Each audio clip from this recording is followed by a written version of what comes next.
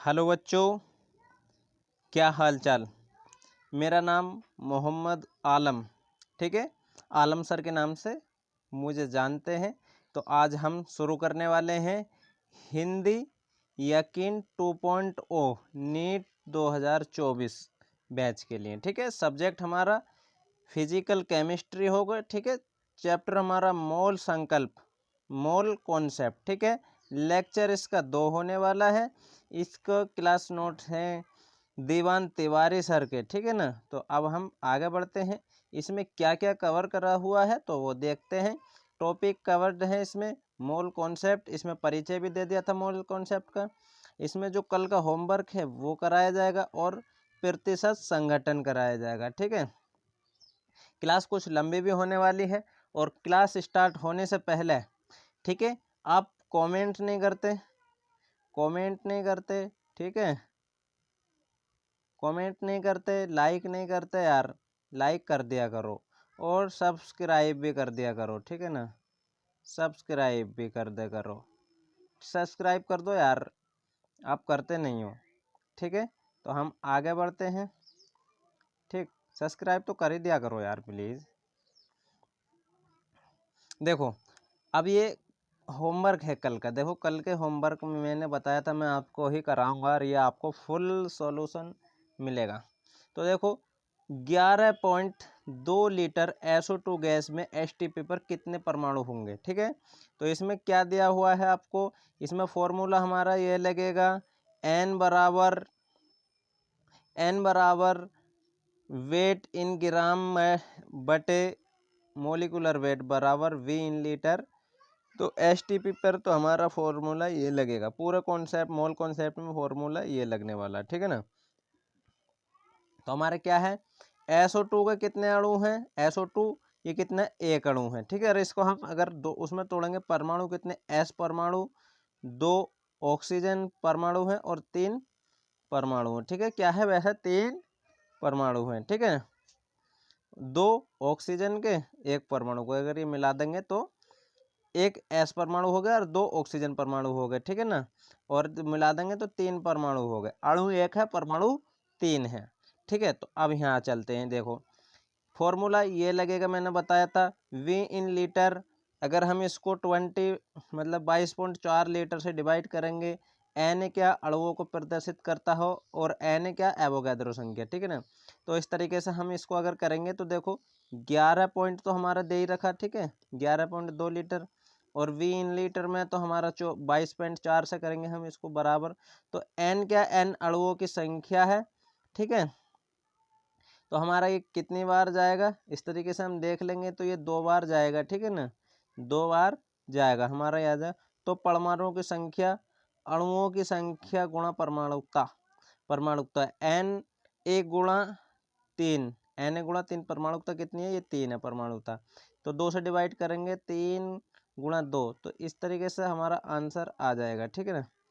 तो हमारा आंसर क्या आएगा, ठीक है ना, 3Na/2, 3Na/2 ये हमारा आंसर है, ठीक है। इधर देखो ये आंसर है हमारा। क्वेश्चन नंबर देखो, ये भी होमवर्क में क्वेश्चन नंबर ही क्या है। क्वेश्चन देखो निम्न में से किसका अधिकतम द्रव्यमान है। नोट ध्यान रखो 1 cc 1 ml होता है बराबर 1 क्यूब सी, 1 cc बराबर 1 ml ग्राम 1 ml और 1 लीटर में 1000 ml होते हैं, ठीक है ना। ये एक इम्पोर्टेंट नोट था, ठीक है। तो अब हमें क्या दे रखा है निम्न में से किसका द्रव्यमान। तो लेकिन हमारा देखो कार्बन के 0.1 ग्राम परमाणु कितने हो गए 0.2 मोल, ठीक है। तो फॉर्मूला हमारा ये है, ठीक है। फॉर्मूला ये है तो हमारा क्या होगा कार्बन के 1 और कार्बन का तो 1.2 ग्राम हो गया, ठीक है ना। इसी तरीके से ए हमारा देखो ए क्या दे रखा है, ए हमारा दे रखा है 0.1 बराबर मोलिकुलर मतलब कि वेट इन ग्राम। तो कार्बन कितना 12 और 1 पॉइंट तो 2 ग्राम आ जाएगा, ठीक है ना। इस तरीके से ये आ गया। अमोनिया के 0.1 मोल, अमोनिया के 0.1 मोल, तो ठीक है। अमोनिया को ले लेते 0.1 मोल, वेट इन ग्राम 17 होता है अमोनिया का मोलिकुलर वेट। ठीक है, तो अगर हम करेंगे तो 1.7 आ जाएगा। ठीक है ना, 1.7 आ जाएगा, इसको डिवाइड करेंगे तो। हाइड्रोजन के 6.02 गुणा 10⁻22 अणु। ठीक है, तो हम इसको ले लेते हैं, यहाँ कहाँ लेते हैं इसको, सी ये हैगा। ठीक है, सी ये हैगा, वेट इन ग्राम बराबर एन बटे एन है। ठीक है ना, इस तरीके से। तो इसके दे क्या रखा, 2 अणु है, तो इस तरीके से 6 देखो 6.02 से 6.02 से ये कट गया, और 10⁻23 और 10⁻22, तो एक बार ये कट जाएगा तो बचेगा 10। ठीक है, बचेगा 10 यहाँ पे। तो इस तरीके से 0.2 आ जाएगा, 0.2 आ जाएगा। लेकिन एसटीपी पर कार्बन डाइऑक्साइड का 1122 सीसी यानी कि 22 सीसी यानी कि 1122 ml हो जाएगा। ठीक है, यहाँ दिया रखा था पहले ही। ठीक है, इस तरीके से अगर हम इसको करते हैं तो अमोनिया का अणुभार होता 44 और 22 सीसी में कर लिया तो यह हो गया 22,400 हो गया। इसको गुणा करते हैं 100 से। ठीक है ना, 22,400 तो 44। ठीक है, अगर इसको हम काटेंगे, 0 से 0 गया 1 और 400, ये कितना था, 1 मिनट मैं इसको इरेज करता हूँ, ये कितना था, ये काट रखा है, 420 है। ठीक है, यहाँ पे 420 है, 420 से ये कटेगा 20 बार, और ये 0 से 1 बार काट दिया तो 44। 44/20 को अगर करेंगे तो 2.2 आएगा। इस तरीके से आंसर आ जाएगा। तो हमारा एसटीपी पर ये सही वाला आंसर बैठेगा हमारा एसटीपी पर। ठीक है ना, इस तरीके से 18 ml पानी में कुल इलेक्ट्रॉनों की संख्या होगी। घनत्व 1 ml/ml³ होता, 1 ग्राम पर ml³ होता। ठीक है ना, तो घनत्व 1 ग्राम पर ml। ठीक है, आयतन 18 ml दिख रहा है। घनत्व क्या होता, भार बटे आयतन, भार बटे आयतन। ठीक है, भार बटे आयतन होता है। तो भार बटे आयतन गुणा घनत्व गुणा आयतन कर दो तो ठीक है, 1 ग्राम बटे ml करने से गुणा 18 ml, तो ml से ml कटेगा तो 1 गुणा 18 तो 18 ग्राम ही आ जाएगा इसका भार, चाहे किसी को। तो NH2 ले लो, NH2 ले लो, wait in gram molecular weight, 18 को 18 से काट देंगे तो 1 मोल आ जाएगा। ये अणु एवोगाद्रो संख्या आ जाएगी ये। ठीक है ना, एवोगाद्रो संख्या या मोल। तो H2 के घटक कर लो, H2 के 1 अणु, 2 कर लो, हाइड्रोजन के 2 और 1 ऑक्सीजन का 1, तो इसके 2 हो जाएंगे इलेक्ट्रॉन। इस तरीके से ये 8 हो जाएंगे, ऑक्सीजन के 8। तो कुल इलेक्ट्रॉन कितने आ गए, 6.023 गुणा 10⁻23 गुणा 10, तो बराबर ये आ जाएगा 24। ठीक है ना, इस तरीके से ये आंसर ये वाला राइट हो जाएगा। एसटीपी पर यदि कोई 11 ग्राम गैस 5.6 लीटर आयतन रखती है तो क्या होगा। ठीक है, तो देखो कितना है, बहुत आसान है। ये तो यही लगेगा, गैस में है तो ये लगेगा, गैस में आएगा तो ये वाला फॉर्मूला लगेगा, V इन लीटर बटे 22.4। ठीक है, तो 6 पॉइंट कितना रखती है, देखो NO कितना रखेगी, N 14 और ऑक्सीजन 16, तो 30 ग्राम होगा, तो ये भी नहीं होगा। ठीक है, इस तरीके से देख लेते हैं। N2 ऑक्सीजन O4, तो ठीक है, N2 कितने, 14 दूनी 28 और ऑक्सीजन 16 चौका 64। ठीक है, तो ये 92 होगा, तो ये भी नहीं रखेंगे। ठीक है, और ऑक्सीजन C2 O के 12 मतलब कार्बन के 12 ऑक्सीजन के 16, ये भी 28 हो गए, तो ये भी 6.5 नहीं रख रही। लेकिन CO2 कितने रखेगी,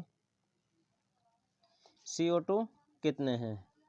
ठीक है, CO2 कितने रखेगी, तो देखो कार्बन के 12 प्लस ऑक्सीजन के 16 दूनी 32 बराबर 44 हो गए, तो क्या हो जाता, ये 11 11 बटे ये है wait in gram molecular weight, ठीक है ना, मोलिकुलर वेट। तो 56 ग्राम क्या है, लीटर है, 56 लीटर बटे 22.4।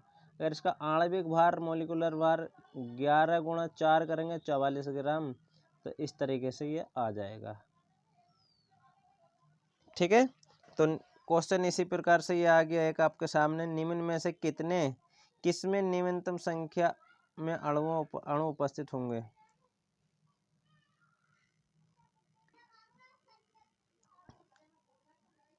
ठीक है,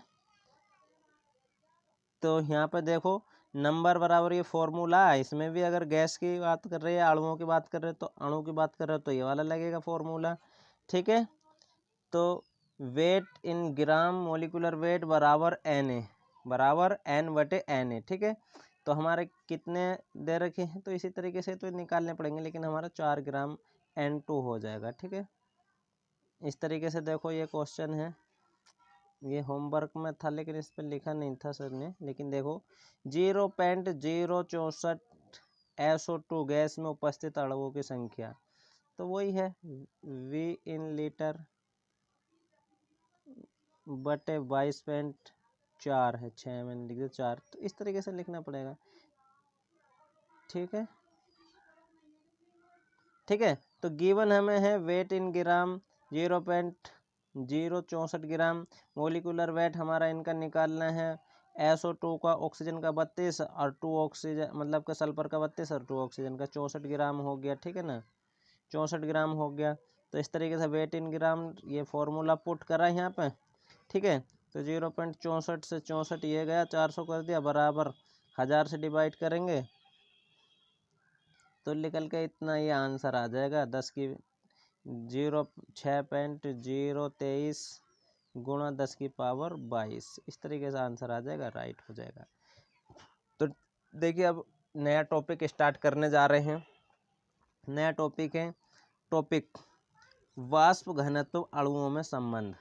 तो ठीक है, ये relation V/W vapour density and molecular weight, ये मोलिकुलर वेट, ठीक है ना, ये इंग्लिश में है, ठीक है।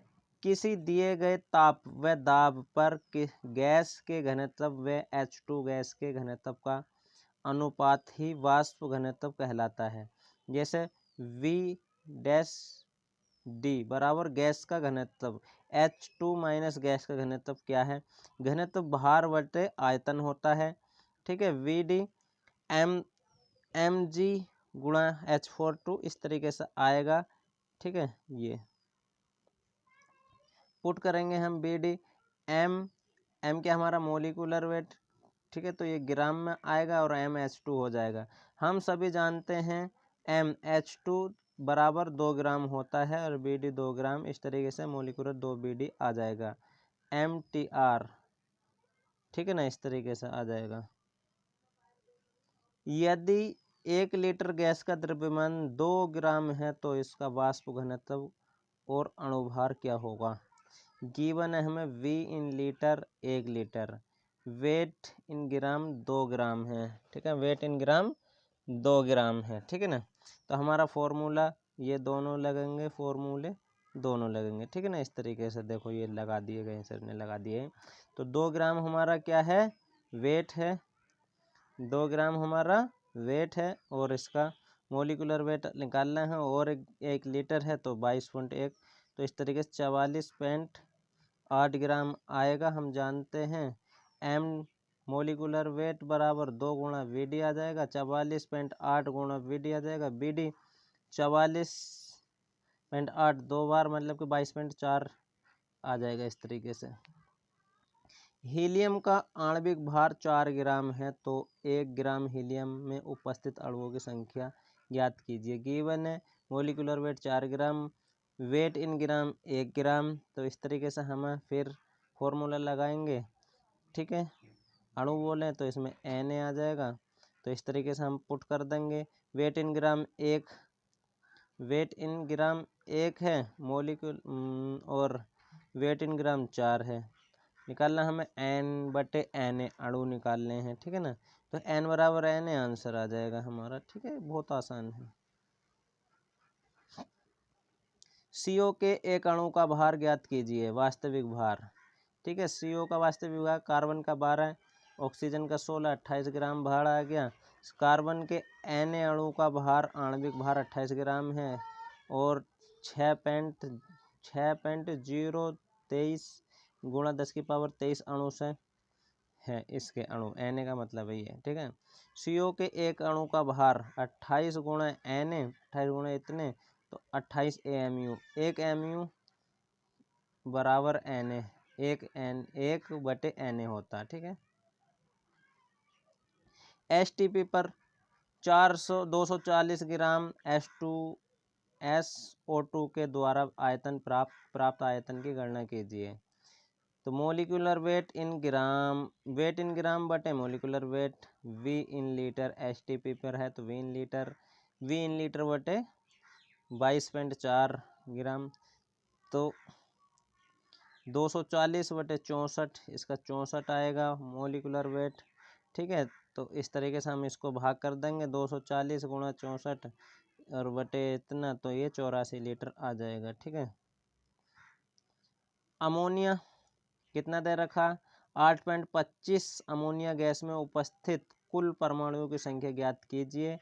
NH3 कितना होगा, NH3 N14 प्लस 3 3 17 ग्राम हो गया। वेट इन ग्राम बटे मोलिकुलर वेट N बटे Na 8 कितना दे रखा, वेट इन ग्राम 8.25 और मोलिकुलर वेट 17 बराबर N बटे Na। ठीक है ना, अणुओं की संख्या N है और इतने ही आ जाएगा। परमाणुओं की संख्या, अणुओं की संख्या गुणा परमाणुकता, तो इतना आ जाएगा आंसर 33 बटे 17 Na आ जाएगा। ठीक है ना, ये भी इसी तरीके से एक अणु CO2 अणु C2H6 2 कार्बन इतने 64 ग्राम, 2 हीलियम, इस तरीके से आ जाएगा। गिवन है wait in gram 3.2 gram, molecular weight 24 plus 6 ग्राम मतलब 30 हो जाएगा। मोलिकुलर वेट ये फॉर्मूला पुट करो, 2.32 इतना को इसको उससे गिरा दो, तो ये अणुओं की संख्या आ गई। तो इलेक्ट्रॉन की संख्या, टोटल इलेक्ट्रॉन 18 है इसमें, टोटल इलेक्ट्रॉन 18 है। तो इलेक्ट्रॉनों की संख्या 3.2 बटे 30 गुणा Na गुणा इतने, तो 10 की पावर इतने, तो ये आ जाएगा 1.92 92 में आगे Na आगे। Na क्या है, अणु है। ठीक है, इसको गुणा कर दूंगा एवोगाद्रो संख्या से, तो 11.56 गुणा 10 की पावर 23 आ जाएगा। ठीक है, 100 ml 0.01 मोलिकुलर वेट। ठीक है ना, H2SO4 के विलयन में उपस्थित H आयन SO4 2 आयन तथा कुल आयनों की संख्या ज्ञात कीजिए। मोलरता क्या, विलय के मोल बटे में विलयन का आयतन ml में, और ये गुणा 1000 से। तो 0.01 है, तो ये इसको 1000 से 100 में डिवाइड करेंगे तो 2 बार गया। ठीक है, तो क्या बचेगा हमारा, n बराबर 0.01, तो 10 गुणा -23 मोल आ जाएंगे, -3 मोल आ जाएंगे। n बराबर n बटे Na, तो n हमारे अणुओं की संख्या है, तो हमारा 10 की पावर -3 Na आ जाएगा। ठीक है, H2SO4 कितना, H2 है, SO4 ये है, 2 आयन इसके, 1 आयन इसके, टोटल आयन 3 है। ठीक है, H आयन बराबर 2 गुणा 10 की पावर -3 Na, और S2 माइनस आयन, ठीक है ना, तो 10 की पावर इतने हैं। कुल आयनों 2 गुणा इतने आ जाएंगे। ठीक है, कुल इतने आएंगे, 3 गुणा 10 की पावर -3 आ जाएंगे।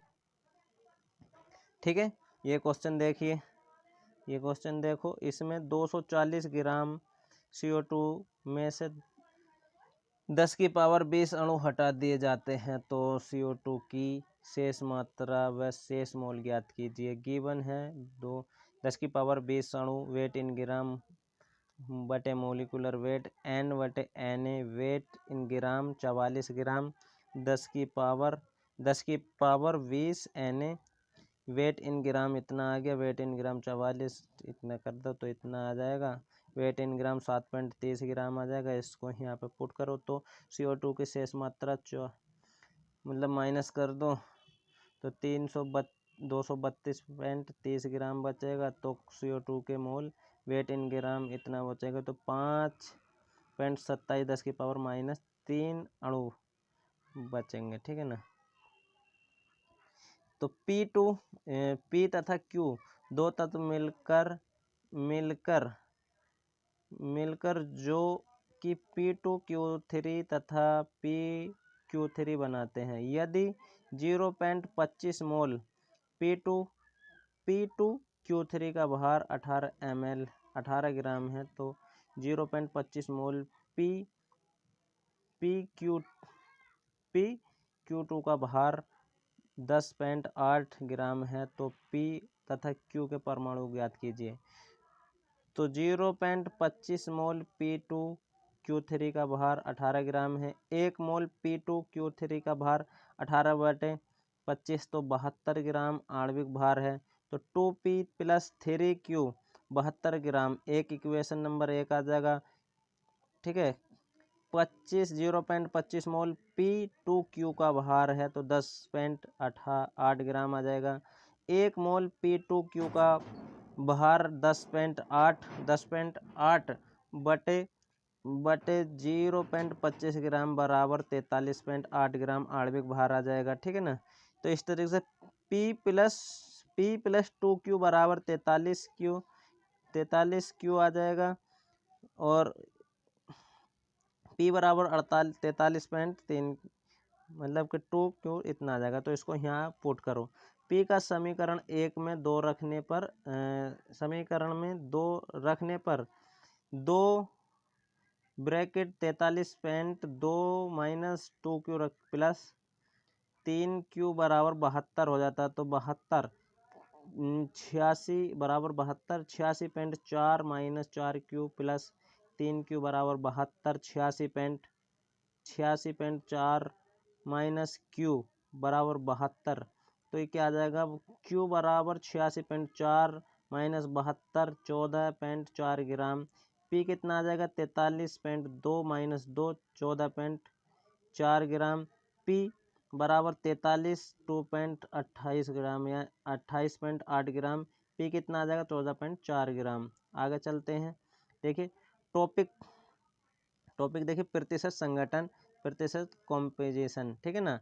DT फंडा किसी भी तत्व का प्रतिशत संगठन है तो उस तत्व का भार यौगिक का भार आएगा, ठीक है।